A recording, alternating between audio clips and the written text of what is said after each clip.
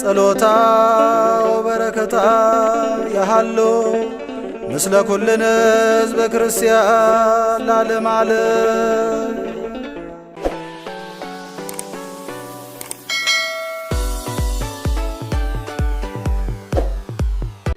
በስመ አብ ወወልድ ወመንፈስ ቅዱስ አሐዱ አምላክ አሜን።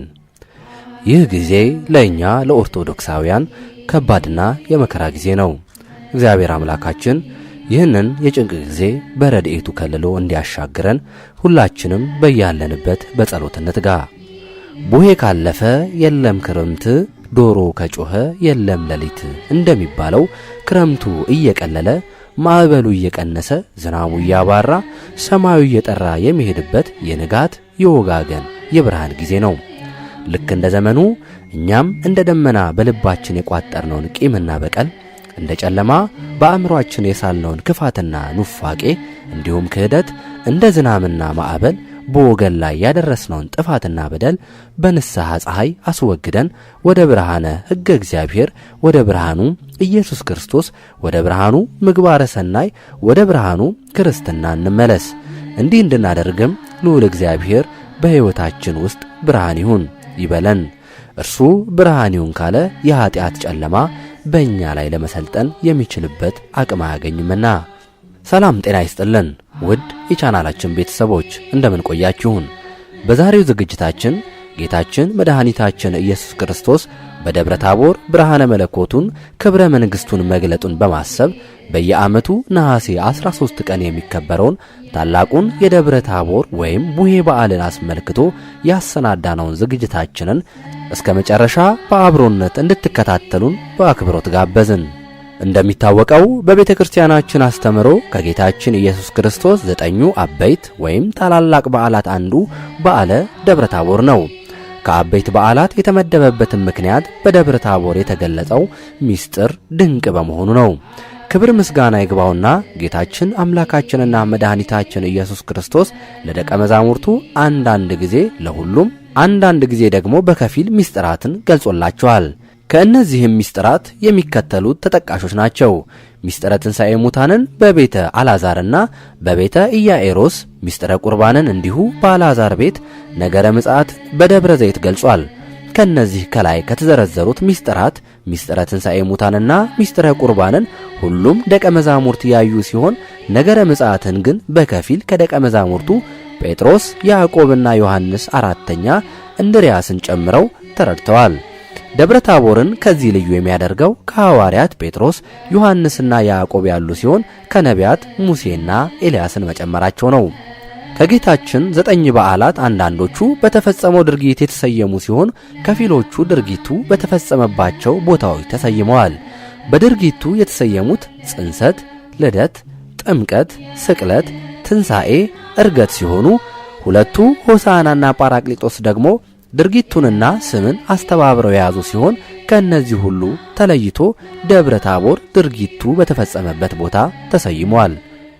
ይህ በዓል በኢትዮጵያ ኦርቶዶክስ ተዋሕዶ ቤተክርስቲያን ምዕመናን ዘንድ ቡሄ በመባል ይታወቃል። ቡሄ ማለት መላጣ፣ ገላጣ ማለት ነው። በሀገራችን ክረምቱ አፈናው ተወግዶ የብርሃን ወግታ የሚታይበት በዚሁ በዓል አካባቢ ስለሆነ ቡሄ እንደተባለ ይገመታል።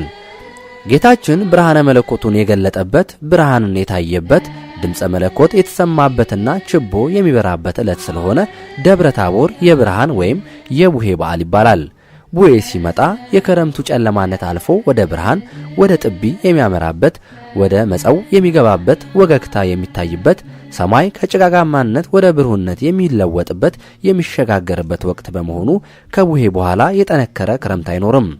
ቡሄ ከዋለ የለም ክረምት፣ ዶሮ ከጮኸ የለም ሌሊት እንዲሉ በአንዳንድ የሀገራችን አካባቢዎች የቡሄ ዕለት ማታ ምዕመናን ችቦ ያበራሉ። ይህም በደብረ ታቦር ለታየው ብርሃነ መለኮት ምሳሌ ነው። ሕፃናቱ ይህ በዓል ከመድረሱ በፊት ቀደም ብለው ጅራፍ ሲገምዱና ሲያጮሁ ይሰነብታሉ።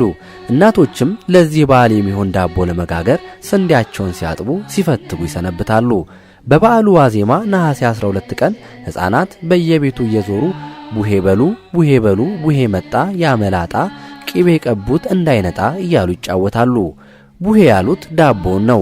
በዚህ ጊዜ እናቶች ካዘጋጁት ዳቦ እያነሱ ይሰጧቸዋል። ጌታችን ብርሃነ መለኮቱን በገለጠበት ዕለት እረኞች ከብርሃኑ የተነሳ እየተገረሙና እየተደነቁ ወደ ቤት አልተመለሱም ነበር። የልጆቹን መዘግየት ያዩ ወላጆች ችቦ አብርተውና ዳቦ ይዘው ፍለጋ ወጥተዋል።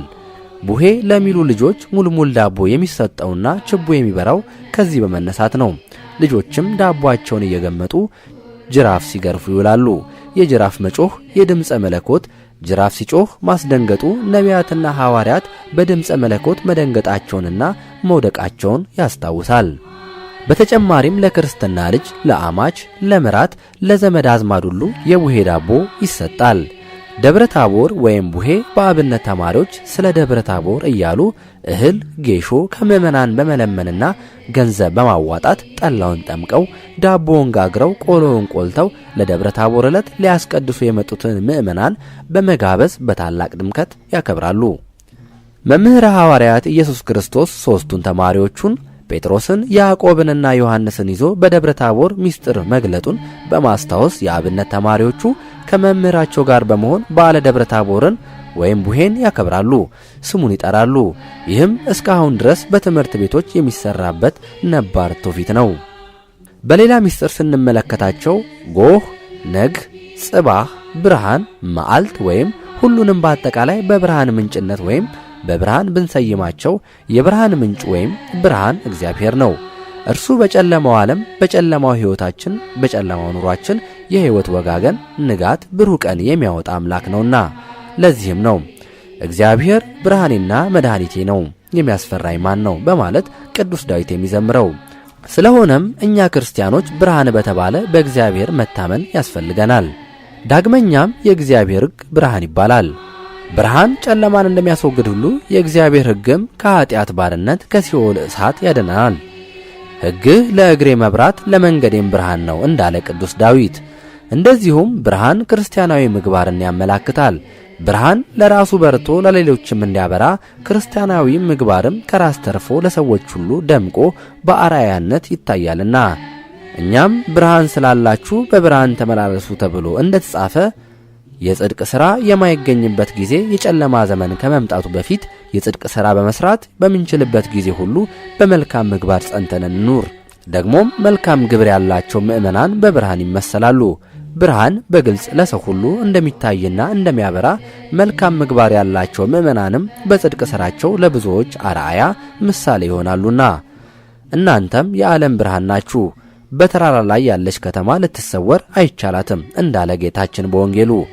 እንግዲህ ሁላችንም በጨለማ ከሚመሰለው ኃጢአት ወጥተን በብርሃን ወደሚመሰለው የጽድቅ ሕይወት ተመልሰን በክርስቲያናዊ ምግባር በርተን እኛ በርተን ወይም ጽድቅን ለሌሎችም ብርሃን ማለትም የጽድቅ ምክንያት ልንሆን ይገባናል። ብርሃናችሁ በሰው ሁሉ ፊት ይብራ ተብለን ታዘናልና። በአጠቃላይ ጎህ፣ ነግ፣ ጽባ፣ ብርሃን፣ መዓልት የሚባለው ክፍለ ክረምት ወይም ቡሄ ካለፈ የለም ክረምት፣ ዶሮ ከጮኸ የለም ሌሊት እንደሚባለው ክረምቱ እየቀለለ ማዕበሉ እየቀነሰ ዝናቡ እያባራ ሰማዩ እየጠራ የሚሄድበት የንጋት የወጋገን የብርሃን ጊዜ ነው። ልክ እንደ ዘመኑ እኛም እንደ ደመና በልባችን የቋጠርነውን ቂምና በቀል፣ እንደ ጨለማ በአእምሮአችን የሳልነውን ክፋትና ኑፋቄ፣ እንደ ዝናምና ማዕበል በወገን ላይ ያደረስነውን ጥፋትና በደል በንስሐ ፀሐይ አስወግደን ወደ ብርሃኑ ሕገ እግዚአብሔር፣ ወደ ብርሃኑ ኢየሱስ ክርስቶስ፣ ወደ ብርሃኑ ምግባረ ሰናይ፣ ወደ ብርሃኑ ክርስትና እንመለስ። እንዲህ እንድናደርገም ልዑል እግዚአብሔር በሕይወታችሁ ውስጥ ብርሃን ይሁን ይበለን። እርሱ ብርሃን ይሁን ካለ የኃጢአት ጨለማ በእኛ ላይ ለመሰልጠን የሚችልበት አቅም አያገኝምና። ስለዚህ ወላጆች ለልጆቻቸው የበዓለ ደብረ ታቦርን መንፈሳዊነት፣ የመዝሙሮችን ያሬዳዊነትና አከባበሩን ከቤተ ክርስቲያን መምህራን በመጠየቅ ማስተማር፣ ልጆችም ከወላጆች ወይም ከመምህራን በመጠየቅ የበዓሉን አከባበር መረዳትና የዚህን በዓል መንፈሳዊ ትውፊት ሳይበረዝ ለትውልድ ማስተላለፍ ተገቢ ነው እንላለን። በመጨረሻም በቡሄ በዓል ድምፅህን ሰማና በብሩህ ደመና የቡሄው ብርሃን ለእኛ በራልን የሚለውንና ይህን የመሳሰሉ መንፈሳዊያን መዝሙራትን እየዘመሩ በየቤቱ በመዞር የሚያገኙትን ዳቦና ገንዘብ ለነዳያንና ለቤተ ክርስቲያን የሚሰጡ ልጆችን ማበረታታትና አርአያነታቸውን መከተል ይኖርብናል። ይህ መልእክታችን ነው። ወስብሐት ለእግዚአብሔር። አበቃን።